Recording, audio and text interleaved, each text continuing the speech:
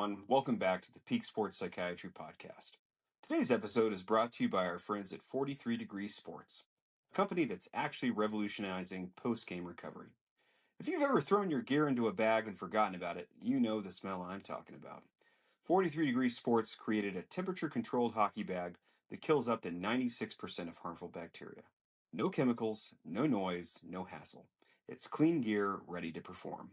Check them out at 43degreesports.com and see why hockey's dirtiest secret just met its match.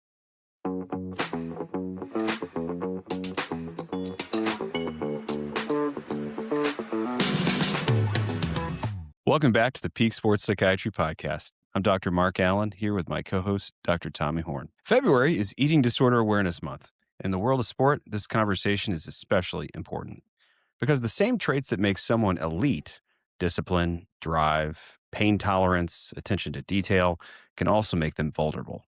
In sport, we celebrate commitment. We celebrate pushing limits. But sometimes what looks like dedication is actually depletion.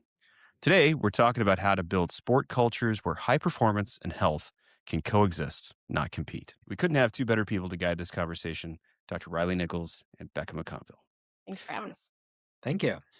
Excited to have you guys. Riley, a little bit of background, sport and counseling psychologist, former director for the Victory Program, senior program advisor at Athlete Edge at ED Care, USOPC Red S expert panel, and endurance athlete and coach. So welcome. And Becca is here. She's a sports dietitian and eating disorder specialist, also a Red S expert, consultant to the Chiefs, to ballet programs and collegiate programs, a co-creator of Eating Disorders in Sport Workshop, and author of Finding Your Sweet Spot and Red Solution, to be published here in the fall of 2026. Welcome, guys.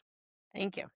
Thank you. You know, I've known Riley now for over 10 years. So just fun fact for the audience. So in 2015, when I was living in New Zealand, I basically was looking for an excuse to come back to the U.S. and use my CME funds. And I found a conference in St. Louis.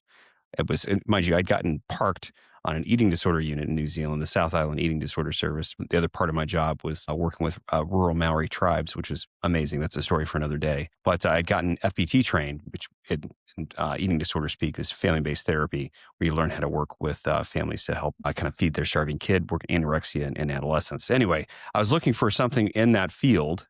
And I was like, wait a minute, eating disorder in sports, and it's in my wife's hometown. This sounds amazing. So I fly back, and it's Riley's conference. He's there. I meet him for the first time among many other experts. And I bet you, Becca, were you there by chance, 2015? Yeah, I went to the very first one, and I never missed a single one. Yeah. Okay, then there you go. So I actually did meet both of them over 10 years ago. And I remember Kate Ackerman gave a big speech. And anyway, that was really cool. So anyway, we go way back, but then Riley and I have worked together now for a little bit, especially when I was also at Athlete Edge at ED Care. So this is a treat. Also, I was honored to be a part of y'all's conference last summer.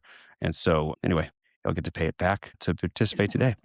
So first kind of segment, we want to talk about a little bit about the culture of sport and the problem with eating disorders. So let's start big picture. Where does sport culture accidentally fuel disordered eating? Becca, go for it. Oh, and you can do that, Riley.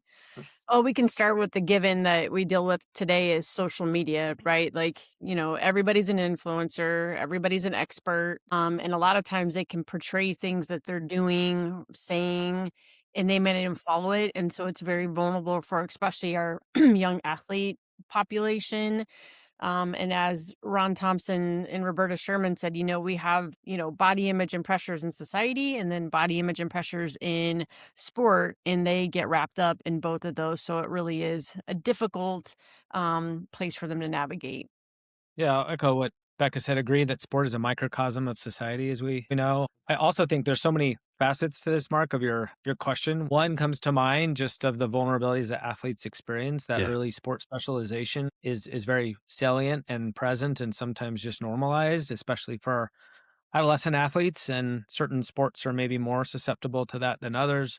As we know, that also is associated with a host of mental health risk factors also. When in sport, when competition level increases, we've seen the data and the stats to show that oftentimes maybe underlying vulnerabilities from a mental health lens are more apt to be present and or exacerbate in that context due to the inherent stressors. We have NIL deals and the reality of that kind of in college athletics now.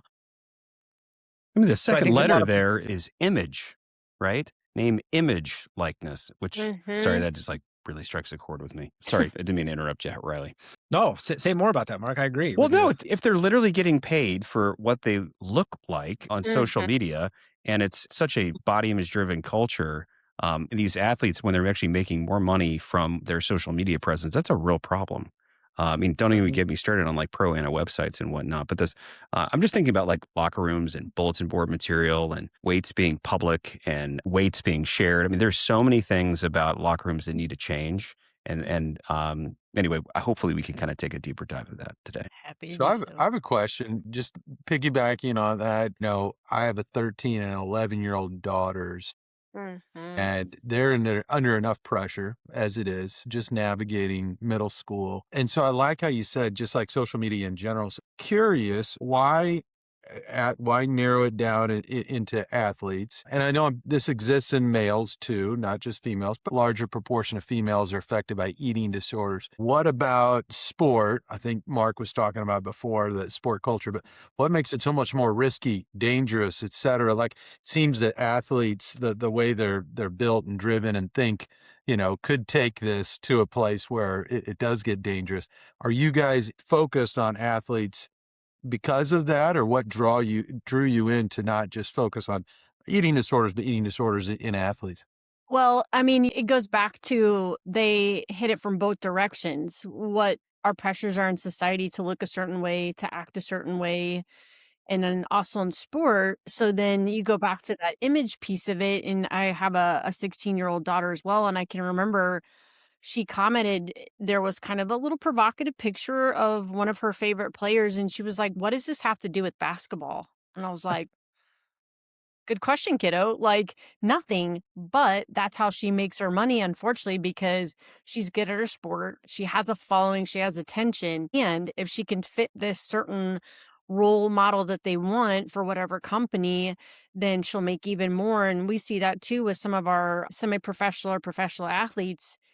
The ambassadors that are or being highlighted in social media or marketing campaigns aren't even athletes, because a lot of times those athletes won't fit what they want in their imagery because their body needs certain components to do well at their sport. So, I mean, you guys are going to get us started and it's going to be really hard to stop. Tell me to your question too. I think what interests me is that there's just a wiring that many athletes have, without overgeneralizing, that are athletes oftentimes are very hardworking, self-starters, driven, motivated, committed individuals.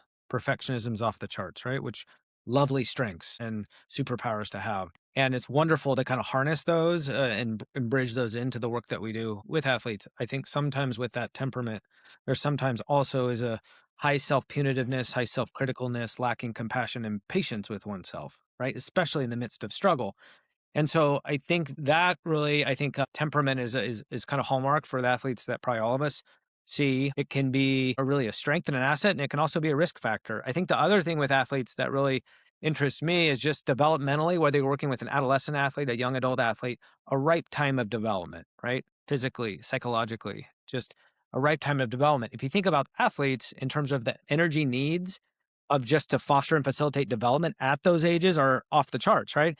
And then also the demands of athletes in their sport, the energy demands are just also exceedingly higher. And certainly Becca is a master at framing this from a Reds lens, but I think a risk factor is just unintentionally underestimating energy needs, right? And so when there is that underestimation of just the energy expenditure, there puts you in a greater vulnerability to have a mismatch, right, of that energy availability, which we know is a vulnerability and a risk factor for disordered eating to evolve, and then eating disorders thereafter. So I think it can be a cascade of things thereafter. Yeah, So well said. And sorry, Mark, I would yeah, just piggyback on that, and character traits and personality and temperament. We could dive into that for another 2 hours on kind of what that looks like. But for our audience, we have an educated audience, Mark, but we've said REDS a few times. I think maybe yeah. we want to say, what is relative energy deficiency? What is REDS? Maybe Becca, could you talk about that? And then what do we misunderstand about it still at these elite levels of sport or throughout sports? So it's relative energy deficiency in sport, but I like to kind of reframe it as deficit because the way that I educate is kind of talking in terms of money.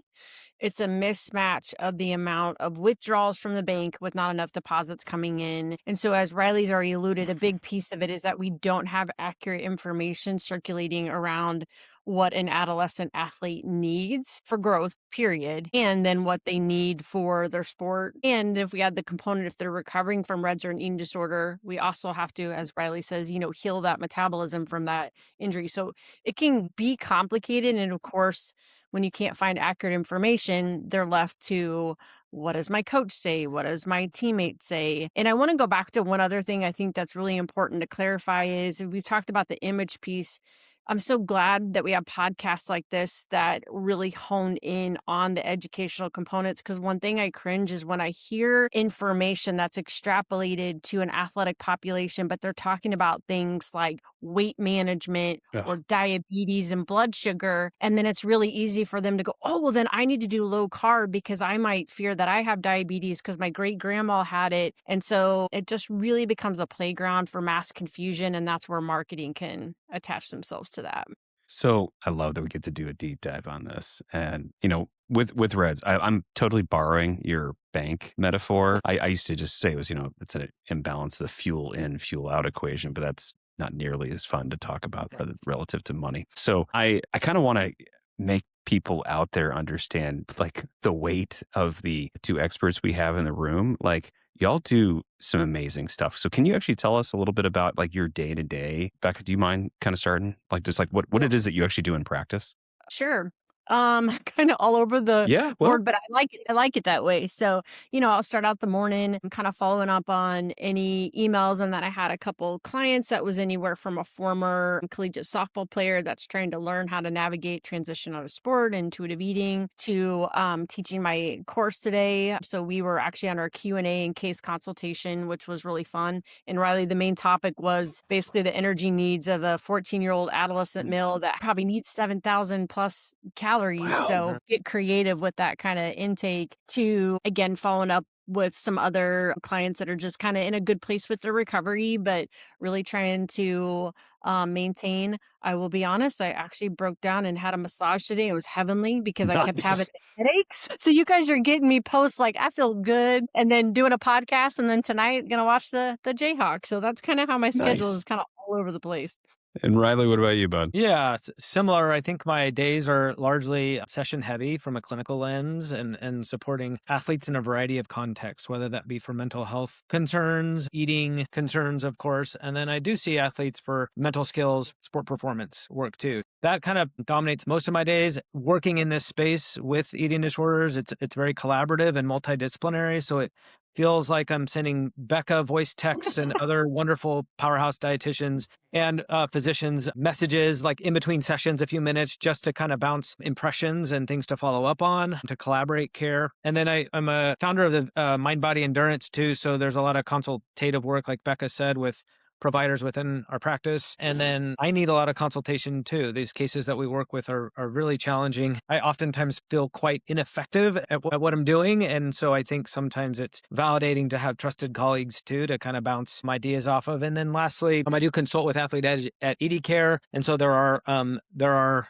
things there internally, and then maybe referrals for athletes too that I consult on as well. So it's kind of, I like variety, and I'm really thankful and blessed to have an awful lot of it and kind of the work. Awesome. If I I could gotta have ask.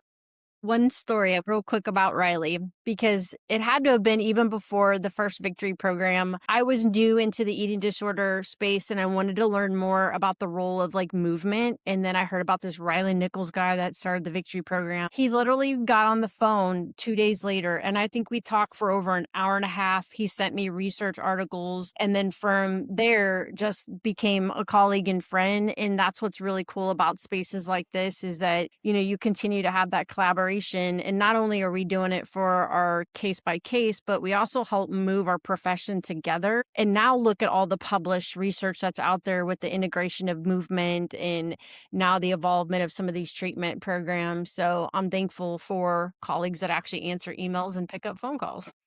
Thanks, Becca. That's awesome. I got to ask, because I'm a big supporter champion for provider wellness. Riley, you hit on it. These are some of the most complex, sick patients that we're going to see in the field of mental health. Let's be honest. I mean, and so you're talking about your day, and it might seem to someone who's like new to the field, like, wow, that sounds a little bit, to use the colloquial, kind of schizophrenic. You're over here consulting and doing this and that. But would you say my, perception is that when you have complex care like this, in order to avoid burnout as a provider, this type of variation in your work and having this network of trusted professionals, allows you to kind of keep your own sanity, keep your own mental health in check. Either one of you, to that question. It's a great question. Because I think like athletes, we try to really foster and cultivate longevity, sustainability, consistency. I think the same goes for care providers. And I think that's sometimes feels quite elusive with the work we're doing. But what really helps me is appropriate humor. Like humor for me appropriately, I think is a really powerful agent for my soul. I like to laugh. I try to think I don't take myself too seriously. I take the work that I do very seriously. But like, I know Becca well, Rick and Tommy, you guys have a wonderful sense of humor. And that for me is like a shot in the arm, right? Like, even if it's just like throwing a one-liner text or something like that just keeps me going. And for me, that is a form of self-care. And having 3 young kids, humor's all over the place, right? And so I think that lightens things in a pretty instant way for me, just in general.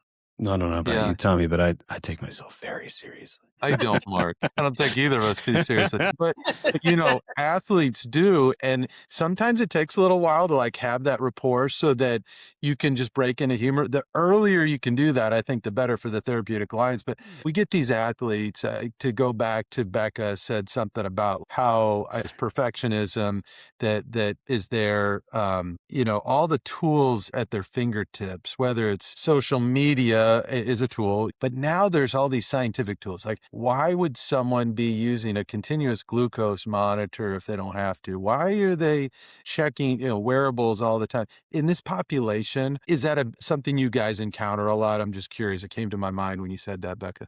Yeah. I mean, I think it goes back to they love all the numbers and data as just like kind of like another reassurance. Like, I'm doing everything I can, and they forget that they're a human being. And so what most people don't realize is wearables were never designed for you to immediately get feedback, and you're never supposed to compare to somebody else. They were actually supposed to be that you track yourself for a full year. Then the artificial intelligence in the wearables will start searching and finding trends. So those that actually have had it for a long time, they probably get more appropriateness out of it. But my God, Riley and I will have like, it's an oracle that speaks to them, like my Whoop or my Garmin told me. And it's like, and how do you feel? I feel terrible. Or, oh, I feel great. And I'm like, take it with a grain of salt. And I think it always goes back to the marketing piece. Continuous glucose monitors became super popular because they started using language like bonking or blood sugar stability and weight maintenance, but it was never studied in the athletic population. But what was pretty cool about it is the athletes that I had that used it, no wonder they're waking up feeling terrible. They're hypoglycemic in the middle of the night, and that's why they're waking up and feeling bad. So I think there can be some good use to it. But as Riley would say, are you sharing that information with people? So I'll let Riley kind of speak about how he integrates that. Yeah, I agree with that, Becca. I always think if you're collecting data, you better have crystal clarity about what that data is being used for. Collecting data just to collect data, it's like information overload. right? But you got to be really thoughtful about why you're collecting the data. What is it for? Is it confidence building or unintentionally anxiety inducing, or like this confirmation bias? Yeah, I feel tired. Oh yeah, I only slept, wow, it shows only 4 hours in deep sleep. And so I think you got to be really thoughtful about that. I think in the work that we do with athletes struggling with imbalance or unbalanced exercise and struggles with managing intake, if you're collecting any data on your own, your treatment providers need to be privy to that. I know that sounds really basic, but if not, then as a provider, you're unintentionally colluding maybe with some struggles. So I think it's always helpful to be curious, not just like who you follow on social media, but also the wearables. Like, what's your intention for collecting this? Did coach ask you? What's it being used for? Are you using it to inform your decisions? And then also, can we have access to it appropriately to also have some objective metrics? So I love that we just jumped right into it, monitoring of nutrition and exercise and all that stuff. Data is good until it's not. But we're working with an athletic population here. This is a sports mental health podcast. And so I have to ask, one of my favorite things that I've read over the past few years is the SEAS protocol document. So safe exercise at every stage, of which there's a subset, like a separate document for the athlete population. So I would love to hear y'all's perspective on what makes athlete care different from the general population. And then, talk to me about maybe a little bit of history of the SEAS. I know, Riley, you were involved with the development of that. Okay. Yeah. I can't remember what year. It was a while back with some wonderful providers. I think 2 of the 3, I think, were in Australia.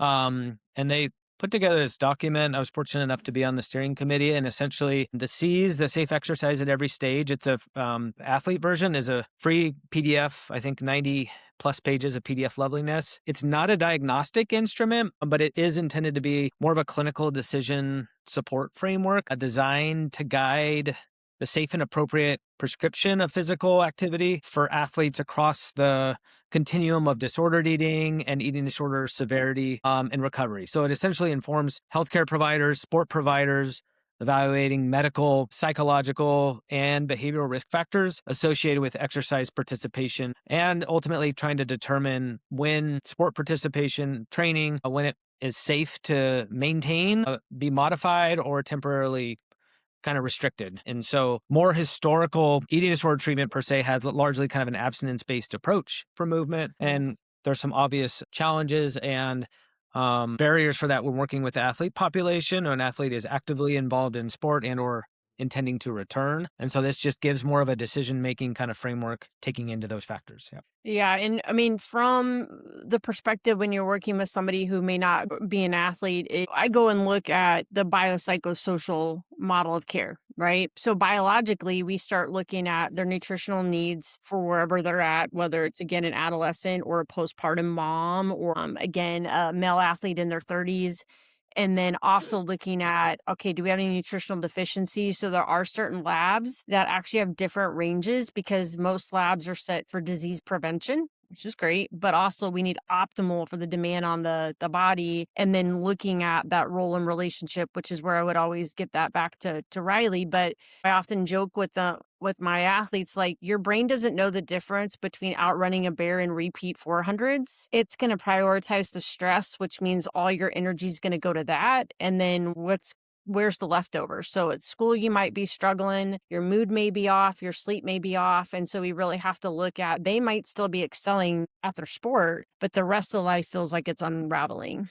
I love that answer, Becca, because we're treating the whole person, and we're treating a person, not an athlete. I mean, I know that's part of their identity. It's a huge part of their identity, but they might be blind to seeing, the impact on the rest of their life and home and social and school and everything. To Riley's point earlier, I thought it was really a golden nugget there about, like, are we colluding with them if we're not looking at the whole picture, or, what the data means. So as I'm listening to you guys, and have much more expertise, all 3 of you, than myself, but historically, exercise, when you just look at it from a biological lens, ins and outs, why would we be expending more energy as they're recovering? That was removed from the equation. We're just talking about food. But with athletes and with the SEAS model, Riley, we've talked about this before, I believe, but how are we looking differently now at exercise with this model? Yeah, I think there's like a pragmatics of like modification of training, which it like sees addresses other, you use your clinical judgment above all else, right? But these frameworks help kind of conceptualize things adjunctively. There's like the athlete's relationship to training scale, which is helpful to evaluate psychological readiness. Again, under the assumption the athlete is being honest and transparent in their self-report. With that, though, I think I probably should have backed up and said that a feature and function and symptom of most eating disorders is this really unbalanced, unwholesome relationship with exercise. And so I think that's oftentimes at play. As you might imagine with athletes, sometimes that can be easy to identify. Sometimes that's positively reinforced by teammates, by coaches. Who doesn't love an athlete who's the first to arrive and last to leave? And also, it can operate covertly under the guise of an eating disorder. And so that's why, as a provider, really understanding their training, the rationale for training. Are they doing anything above and beyond what their coaches is prescribing? And as Becca has said, that has always stuck with me, Becca said, I've never known a coach to undertrain an athlete, right? And so it's very true when you really think about it. And if an athlete is doing more above and beyond, whatever it might be, I think obviously being curious about why. Sometimes it's just, well, I expect a lot out of myself. My training doesn't feel like it's enough. I don't trust my body to respond. I feel like I need to expedite training adaptations. So it's trying to understand that, but then also weave in the science, which I think we all need to, which is necessary, not sufficient for change and healing to happen. So there's a lot of science in the athletic population with periodized training. There's like probably 50 years of periodized training data out there that shows when your training is periodized, meaning there's like a base period, a build, taper, peak, recover a few times in a year or season, that's where the most adaptations occur. And most coaches know the science. And if an athlete is doing more above and beyond the training, they're no longer training in a periodized manner. Right? So there's a big distinction between a dedicated athlete and a disordered athlete, especially when it comes to the movement piece. Well, if I can just say, one of the slides that I definitely have ingrained in my memory that I think I've seen in either one of your presentations, it might just be a MindBodyEndurance presentation at this point, is healthy exercise versus maladaptive exercise. And where there's some traits that go along with being a really good athlete that really fall apart when the eating disorder is being really loud. And so there's a few things that we want to talk about. One, the importance of externalizing the eating disorder from the athlete. They are not their eating disorder. They live with an eating disorder. It's an unwanted house guest, right? Or an unwanted guest in the training room, whatever you want to call it. Two, there's three primary categories of athletes within sports culture that makes an athlete more prone to eating disorders. So that's weight-based sports, trying to fit a square peg into a round hole. You got leanness or endurance-based sports where that a certain body phenotype is actually advantageous for that sport. You think like cycling or long distance running. And then finally, appearance-based sports, or older school term aesthetic-based sports, where they're literally judged based on how they look in competition, like figure skating or gymnastics. So one of the things about the C's protocol, obviously, is that it really does address exercise, because athletes' job is to exercise. It's the thing that they enjoy doing typically. And it's also their primary method of coping with stress. And so when an eating disorder is out of control, and you're actually having to curb that the athlete can really spin out of control. And that's why you have to have a team around them. So can you actually, Riley, Becca, can you talk about what a perfect team around an athlete, like an eating disorder team around an athlete, actually looks like who those people are? Yeah. And I'm so glad you brought that up, because one of the things that I think Riley is a real big advocate for is just because they might be medically cleared for movement doesn't mean they're psychologically ready for movement. And I think that's where you have to lean on your treatment team. I'm in an outpatient setting, so of course I'm going to reach out to whatever therapist like Riley I'm working with. But sometimes some of these athletes are in a university setting or a high school setting, and they're kind of following more that medical model. But I look for some key indicators, like going back to our bank. If you're not putting the deposits in, then you're going to get an overdraft, and an overdraft's going to show up in a bone stress injury or, again, sleep issues. And so if you're willing to fuel for the work, then of course we'll start making some adjustments there. And that's where you can start to sort out if there's a control mechanism, again, if it's really deep-seated in weight belief. And then that's where I can bat them to Riley. Yeah, I think, Mark, to your question, I think oftentimes 9 times out of 10, when an athlete or an athlete's parent reaches out, I'm one of the first people on board, one of the first. And so part of my role is immediately, okay, who's on board to provide care comprehensively? Who else needs to be but isn't? right? And so I think that's the first thing, because you're fighting a forest fire with a water pistol if you're trying to do this on your own or without the right providers. And I just can't underscore that enough. And it's a really scary thing as a provider when there's not providers at play who need to be. So I think with like the dietitian piece, most people that I work with that struggle with disordered eating disorders, they realize they're tortured kind of with the amount and content of their thoughts, their fear and worries around food and changes with their body. And that's part of the illness. And so because of that, not many are fist pumping to see someone like Becca, even though Becca's awesome at what she does. And that's a reality. So sometimes the hook I'll do is like, sport's really important. Hey, guess what? Becca's a sports dietitian. It's awesome.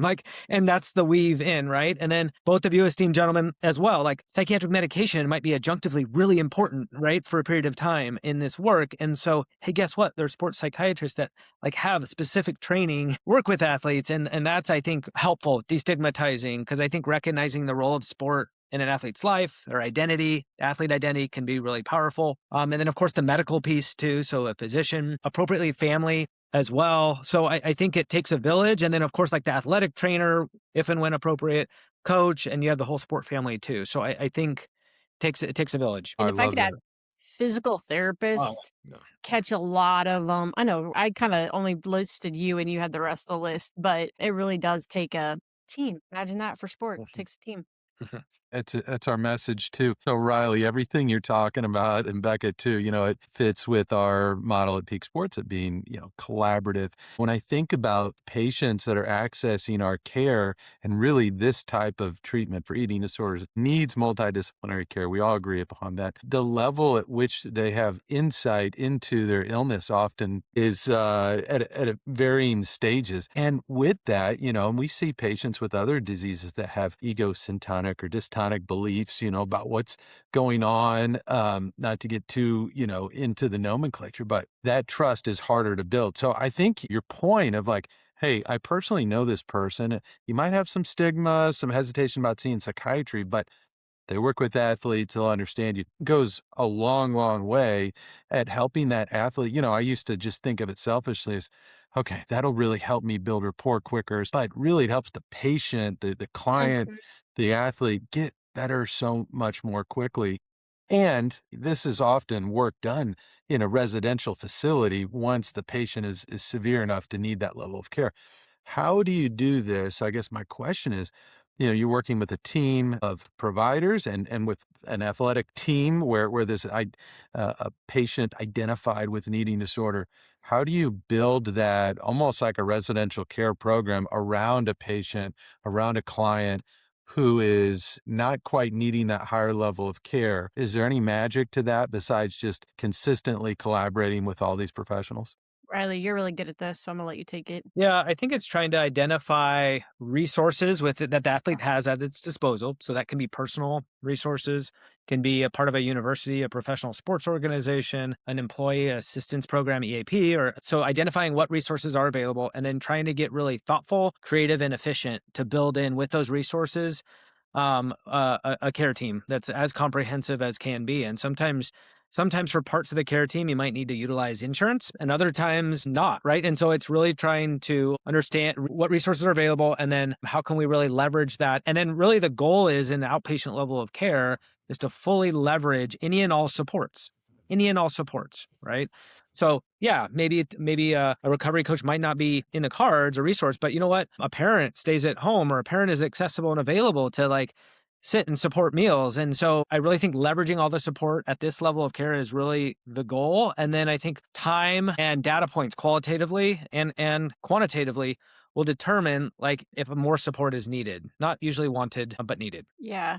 And I think what we do is we try to be really thoughtful about the scheduling. So it may be like, okay, Riley's seeing this person on a Tuesday. I'm going to try to follow up on Thursday, Friday before the weekend. They're going to see their medical provider or psychiatrist on a Wednesday. They're struggling with their snack. Hey, let's do a snack session while we're eating. So we try to really get the components that they're struggling from accountability and support. And it might be recovery record in between. session. And then the collaboration is key, because I might get a follow-up message from Riley. Hey, when we were asked how they were doing meeting their needs, they said XYZ. I thought that'd be important for you to know before session, because they might struggle to bring it up. So it already tells me kind of where there's some areas that they're needing support, and we can kind of hit the ground running in those sessions. And two things, it helps them be able to like, whoop, I can't team split because the two of them are collaborating really closely. Or they also appreciate the fact that their team cares enough about them that they're wanting to try to make sure that we continue their care. So one of the things you just mentioned was recovery record. If I have something that I really want to make sure is a part of mental health treatment moving forward, it's the in between appointment support. And I think the eating disorder field has done a really good job with this for a while, and that there's a way that the patient client can sort of report on their own based on probably homework in a journalistic sort of way back to their clinician, how they're doing as a means of like, keeping tabs on them. And so if you look at the D1 we talk about the NCA guidelines a lot of the times as far as what is it that programs have to have. It's like an in-house clinician, a means by which you screen for mental health symptoms, and a method by which you actually monitor for them during the season. I would love for there to be a recovery record-esque way to monitor for mental health symptoms throughout the season and an off season, frankly. And there might be, other technology apps, and maybe we're going off topic a little bit here, but have y'all seen any other methods within like tech that does something similar? Or actually, can you describe what recovery record actually is?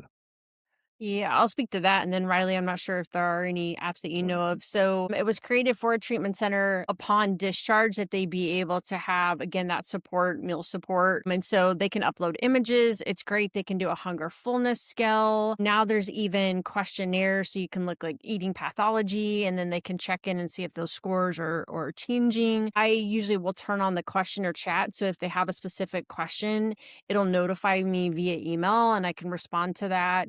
And then I can even comment on there like, hey, remember this was something we were working on with like our plate method.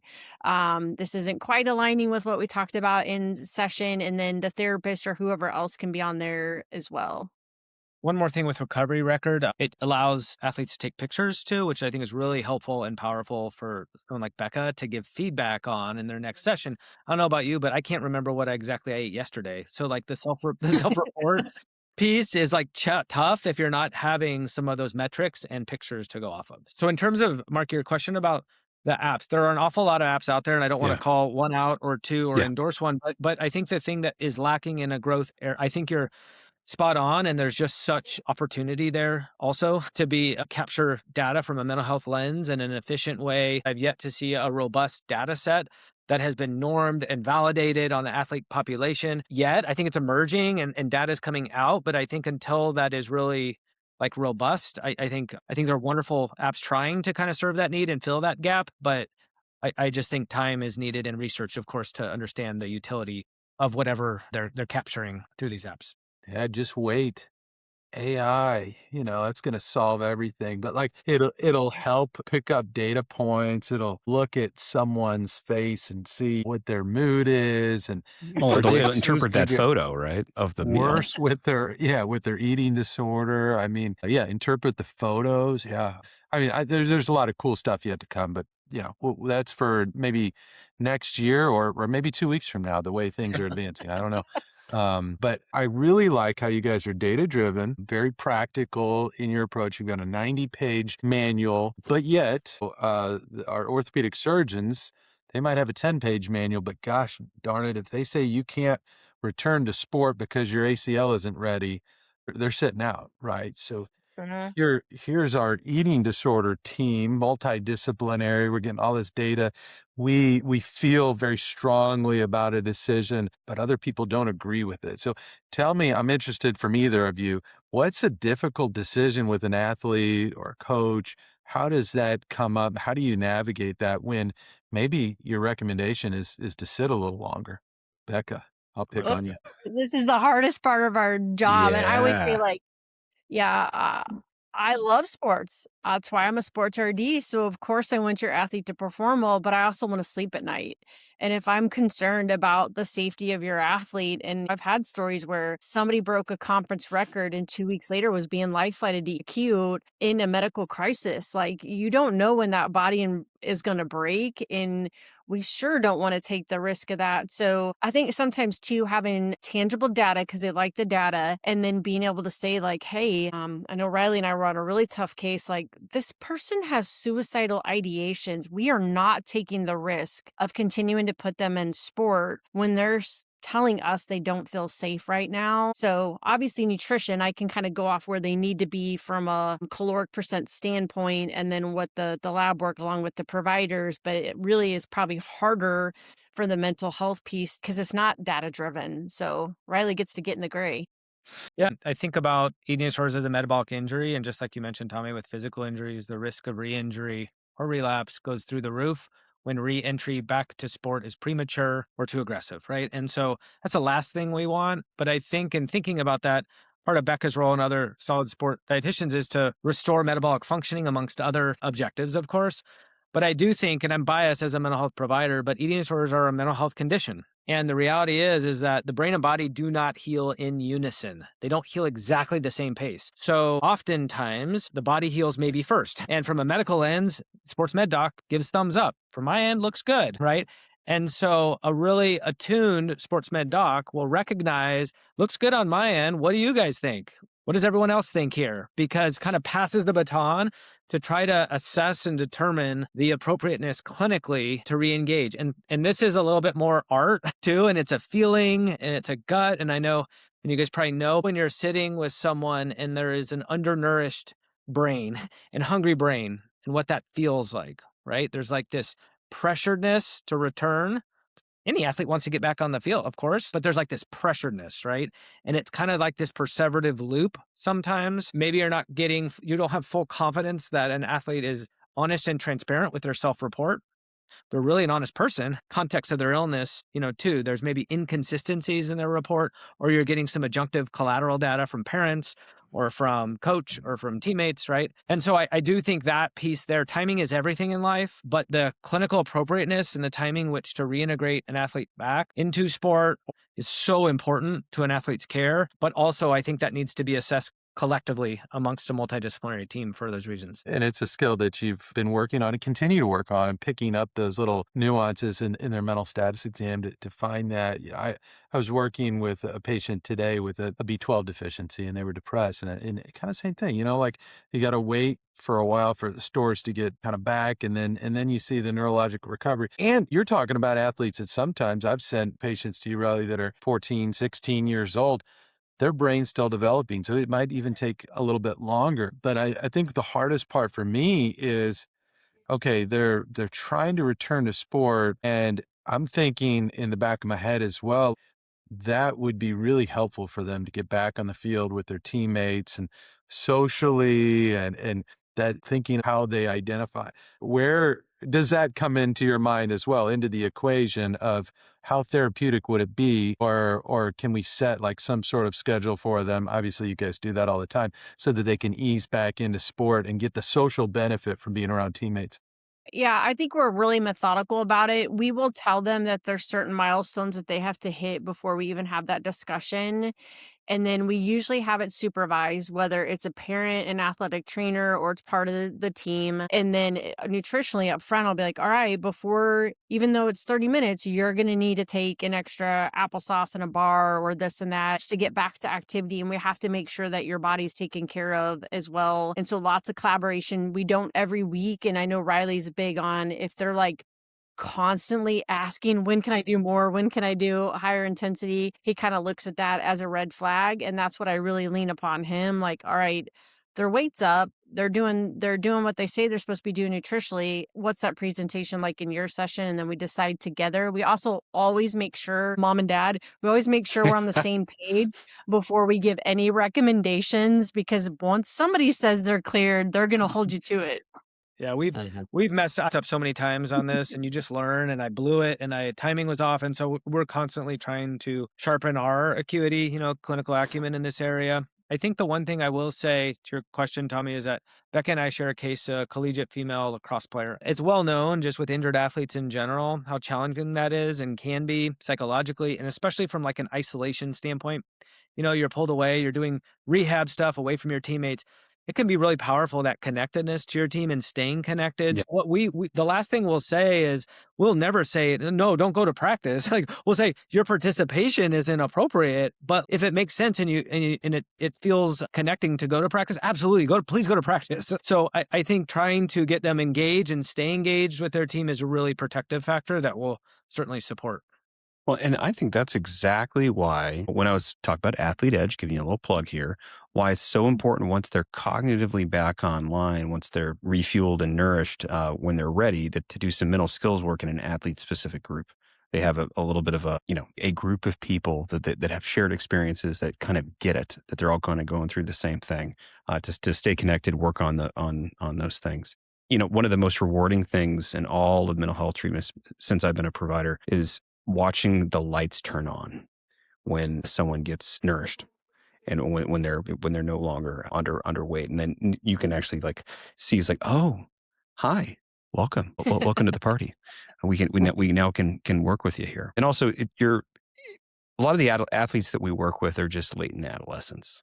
Right. So even though you're in your 20s, I keep looking back at my child and adolescent background and the work that I've done with families, and it really matches the work that's done with eating disorder and sport, and that you're really engaging the sports family system, and that you have to have an aligned group of people to help that athlete who's struggling to battle against the eating disorder that's, again, that unwanted house guest. And so you're needing to have a very clear communication among many different people to ensure that there's no cracks in the foundation, because eating disorders, they're expert at splitting. They're expert at finding that way to survive.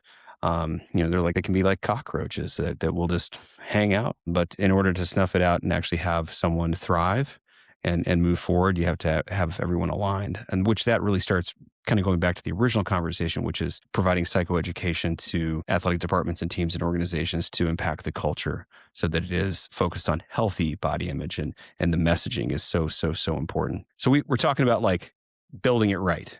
We want athletic departments that are actually healthy. Tell me what, if you're talking to an athletic director, what would be one thing that they should implement tomorrow to make this happen? Riley, you go first. I mean, I think this might sound obvious, but an eating disorder informed staff, like of providers, I know that's maybe not realistic and idealistic, but if you don't have a staff in-house, then find external staff, right? To contract in, to consult, to be your eating disorder treatment team from afar. I just think the risk, like I think when talking about with administrative staff, I always operate, and Becca and I operate, that coaches, administrative staff have the best intentions. Like I always operate that. Parents too. We don't always get it right? But we have the best intentions.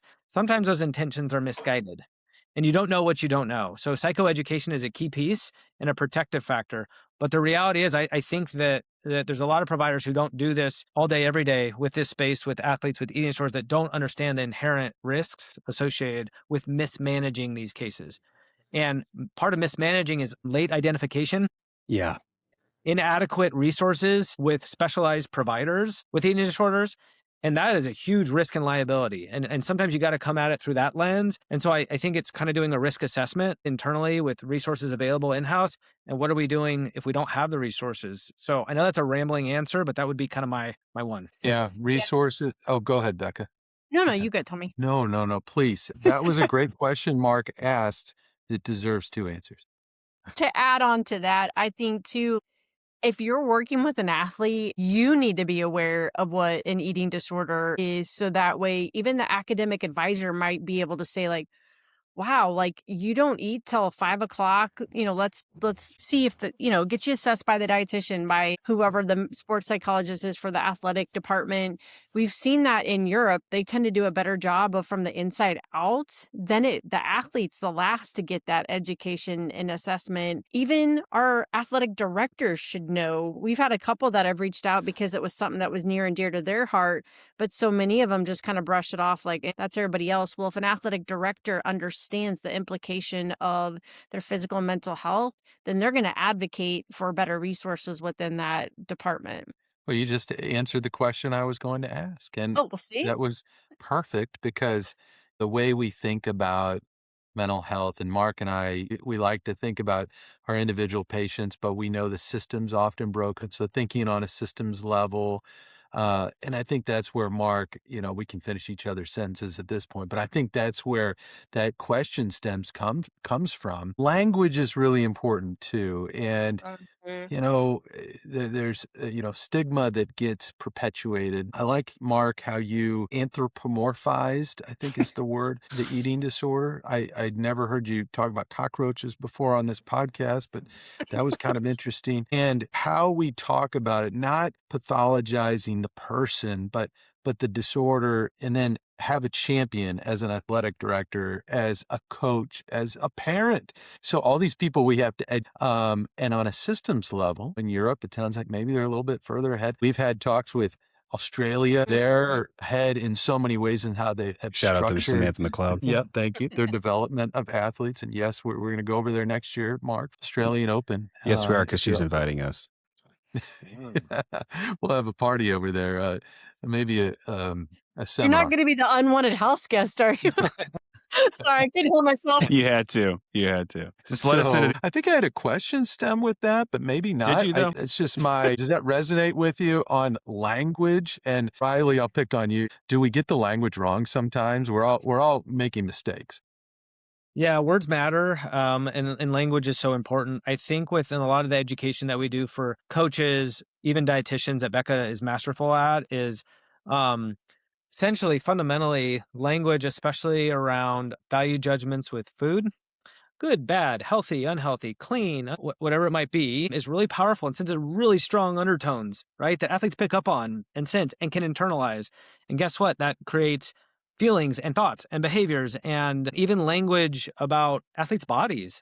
Is there really a need to talk about an athlete's body? Like, genuinely, unless you're trying to correct form? No, but is it done? We've come a long way in the field, and coaches are awesome, and there's some really sensitive ones, but also just in terms of how athletes' bodies are talked about, their comparisons so that's coaches, but also amongst teammates. Language matters there too. Everyone has a collective responsibility to address when there is language used that really enhances risk and vulnerability for athletes in these areas. Becca, do you have anything to add? I know I missed. Yeah, I would like to take credit for this, but I can't. But it was a client that I work with that was a senior on a Division I soccer team that had struggled all 4 years with an eating disorder. And finally, her and the other captains, like, we've had it. Like, we know this is a toxic culture that contributed this. So they took the intuitive eating principles and they basically created team rules that were like, no body talk, no talking about what you're eating or ordering. It has to be other conversations. And then even the coaches had to buy into that. So if they caught anybody at the table starting to say that, collectively, the team would call them out. And they're like, it took a while, but then eventually they got where they look forward to team dinners because everybody was chatting and gossiping and talking about other things rather than being fearful of judgment or that they're going to be comparing to other people's. So it's doable, right? We just have to sometimes have structure for them to follow.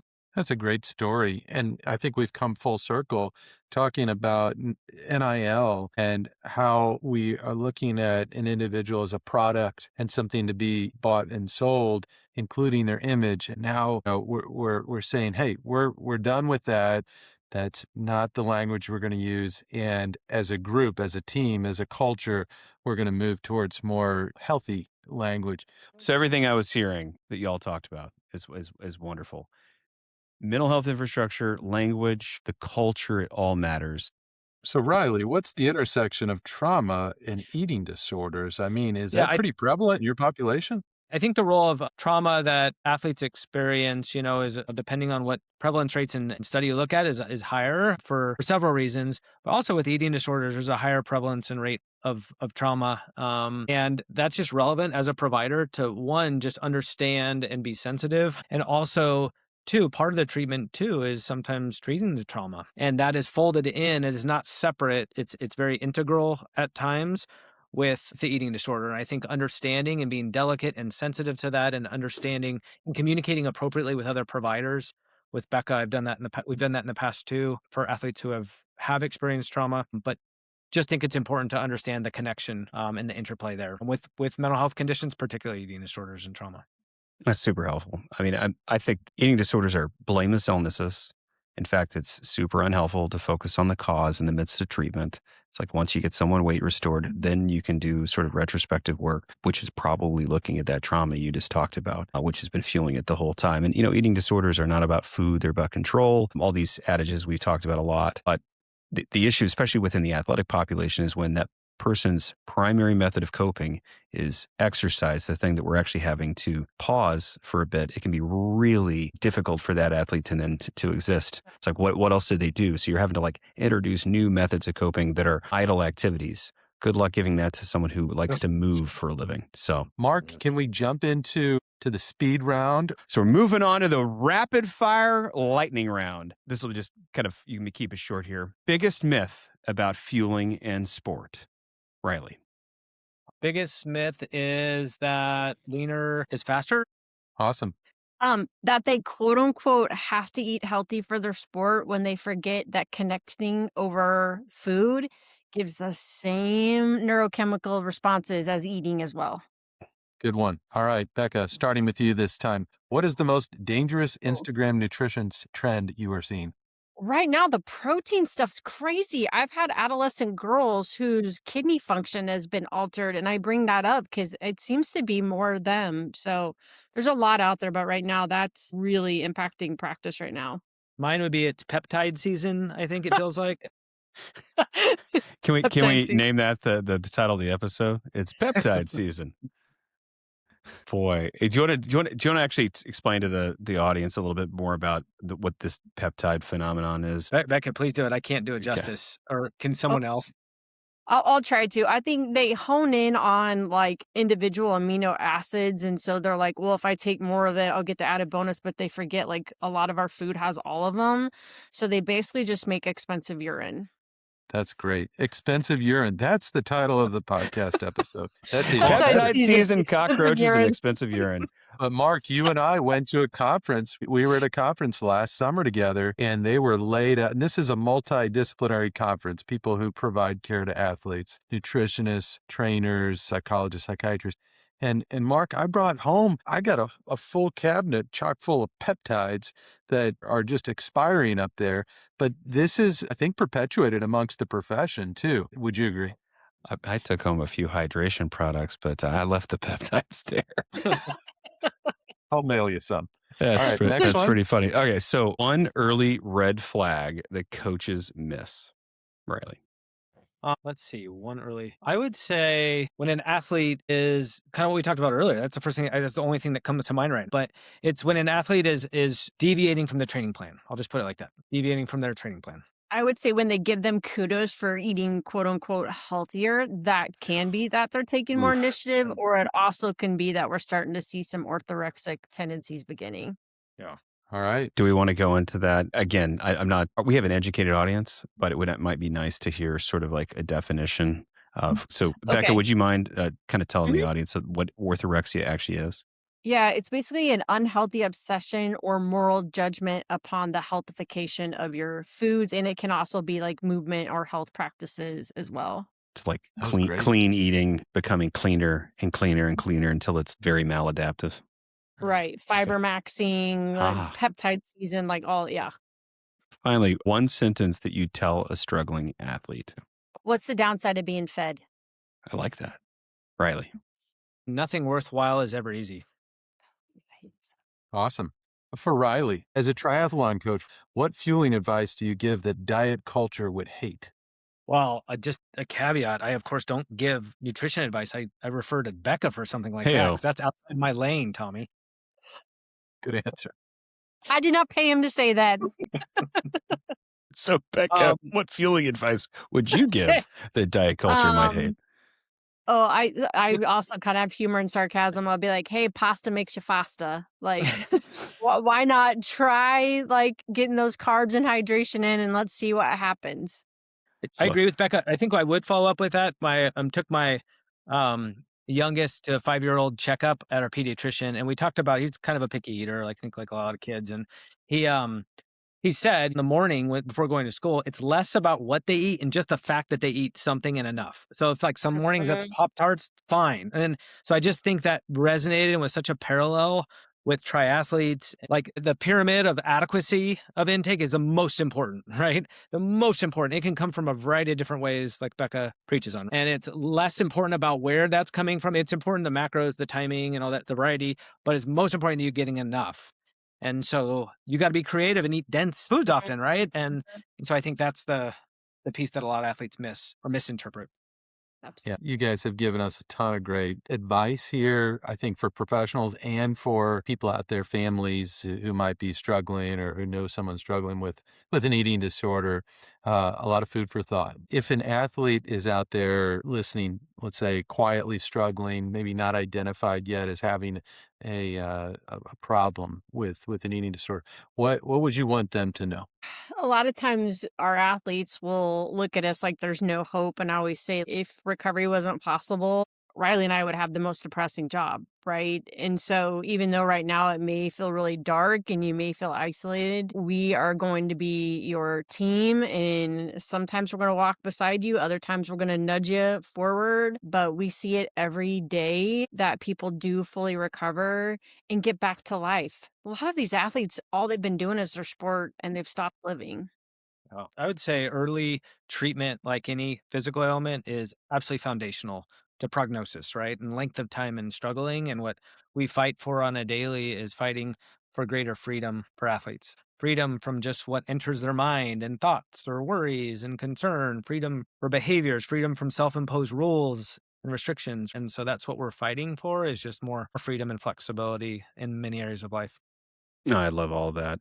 Eating disorder work, as we talked about earlier, it's some of the most complex stuff that's done in medicine, and it takes a village, not just medical providers, but also, especially in the aspect of sport, a bit, larger sports family, the patient's family themselves, and peers, and we're trying to impact the culture. Conversations like this really get me fired up, and so I really appreciate y'all's time today. So just some takeaways aside from some of the fun quotes that we had earlier. High performance should never require self-destruction. The goal isn't to make athletes smaller or leaner, it's to make them stronger and more resilient and sustainable. So Riley and Becca, both of them are helping shape how sport understands that balance. And if you happen to follow their work, and I really would recommend y'all go into the Eating Disorders in Sport workshop. It's one of the best things that I've ever taken a part of. Yes, I did participate last summer. But if you're a provider working in sport, please do that. It'll help you deepen your understanding of this particular work.